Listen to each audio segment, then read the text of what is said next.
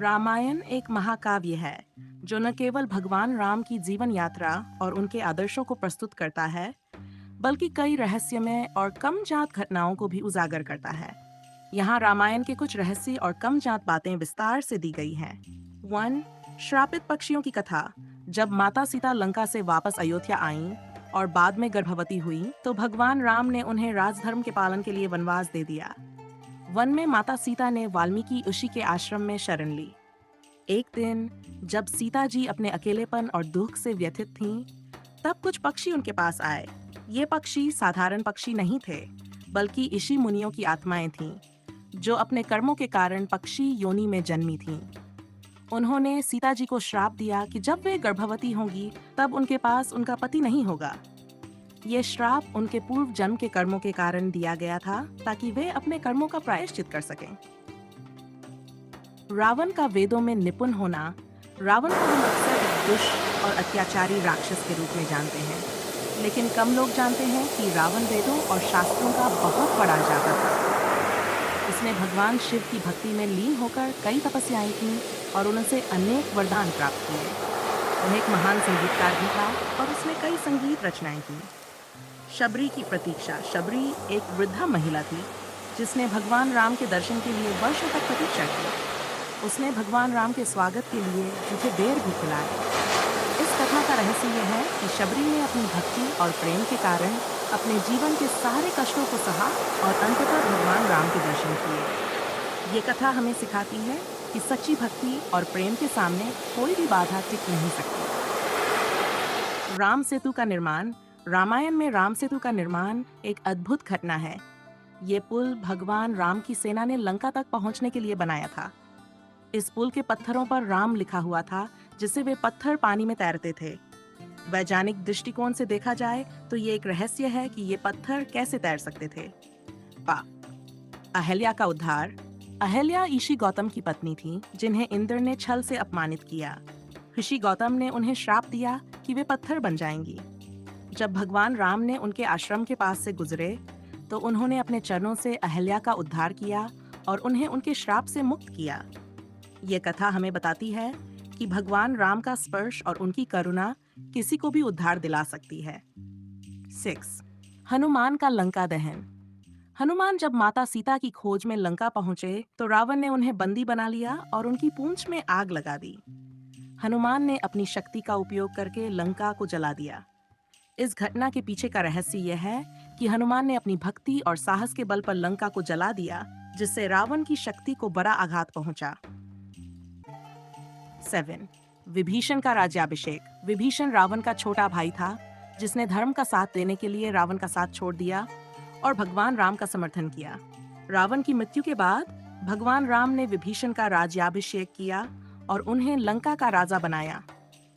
ये घटना हमें सिखाती है कि सच्चाई और धर्म का पालन करने वाले व्यक्ति को हमेशा सम्मान और पुरस्कार मिलता है।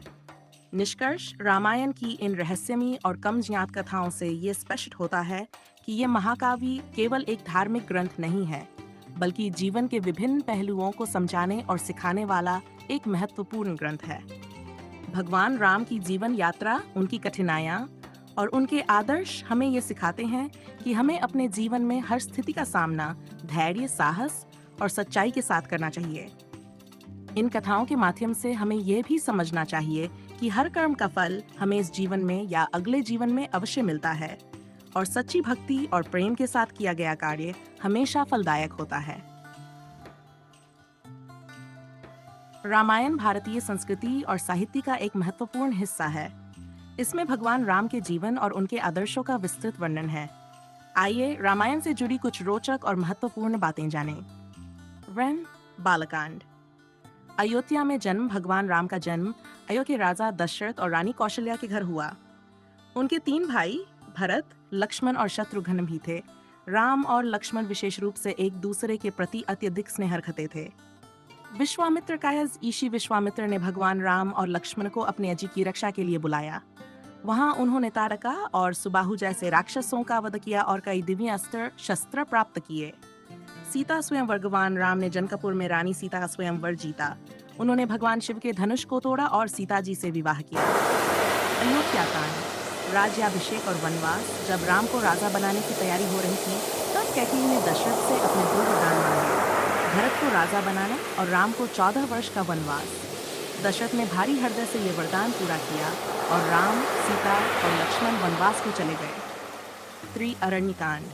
वन में जीवन। राम, सीता और लक्ष्मण ने वन में अपना जीवन बिताया और अनेक ऋषि मुनियों की सहायता की। उन्होंने कई राक्षसों का वध किया। शूर्पणखा और खरदूषण लंका की राक्षसी शूर्पणखा ने राम से विवाह का प्रस्ताव रखा, जिसे राम ने अस्वीकार कर दिया। इसके बाद शूर्पणखा ने लक्ष्मण पर आक्रमण किया और लक्ष्मण ने उसकी नाक काट दी। इस घटना के बाद खरदूषण, जो शूर्पणखा के भाई थे, राम और लक्ष्मण पर आक्रमण किया, लेकिन वे मारे गए। किष्किंधा कांड। सुग्रीव से मित्रता। राम और लक्ष्मण की मुलाकात वानरराज सुग्रीव से हुई। उन्होंने सुग्रीव को उसके भाई बाली से मुक्त करवाया और सुग्रीव को किष्किंधा का राजा बनाया। बदले में सुग्रीव ने राम की सहायता करने का वचन दिया। सुंदरकांड। हनुमान की लंका यात्रा। हनुमान, जो राम के परम भक्त थे, ने लंका जाकर सीता जी का पता लगाया। उन्होंने रावण के दरबार में जाकर राम का संदेश दिया और लंका को जलाकर लौट आए। 6. लंका कांड। रावण से युद्ध। राम ने वानर सेना के साथ लंका पर आक्रमण किया। कई भीषण युद्ध हुए और अंततः रावण का वध हुआ। इसके बाद सीता जी की अग्नि परीक्षा हुई और वे पुनः राम के साथ अयोध्या लौट आईं। 7. उत्तरकांड। अयोध्या लौटना। राम, सीता और लक्ष्मण के साथ वानर सेना और विभीषण ने अयोध्या वापसी की। वहां राम का राज्याभिषेक हुआ और राम राज्य की स्थापना हुई। सीता का त्याग। अयोध्या लौटने के बाद कुछ समय पश्चात सीता के चरित्र पर संदेह उठने लगे। राम ने राजधर्म का पालन करते हुए सीता को वनवास भेज दिया। सीता ने वाल्मीकि ऋषि के आश्रम में लव और कुश को जन्म दिया और उनका पालन पोषण किया। लव कुश का मिलन। लव और कुश ने अश्वमेध यज्ञ के घोड़े को पकड़ा और राम के दरबार में पहुंचे। तब राम ने सीता को पुनः बुलाया, लेकिन सीता ने धरती माता से प्रार्थना की और धरती में समा गई। निष्कर्ष: रामायण केवल एक धार्मिक ग्रंथ नहीं है, बल्कि ये जीवन के आदर्शों और मूल्यों का पाठ भी है। भगवान राम के आदर्श, उनकी मर्यादा और उनके द्वारा स्थापित धर्म हमें सही मार्ग पर चलने की प्रेरणा देते हैं। इस महाकाव्य में भक्ति, प्रेम, साहस, त्याग और कर्तव्य की अनेक शिक्षाएं हैं, जो आज भी प्रासंगिक हैं और हमारे जीवन को मार्गदर्शन प्रदान करती हैं। आपके प्यार और समर्थन के बिना हमारी यात्रा अधूरी है।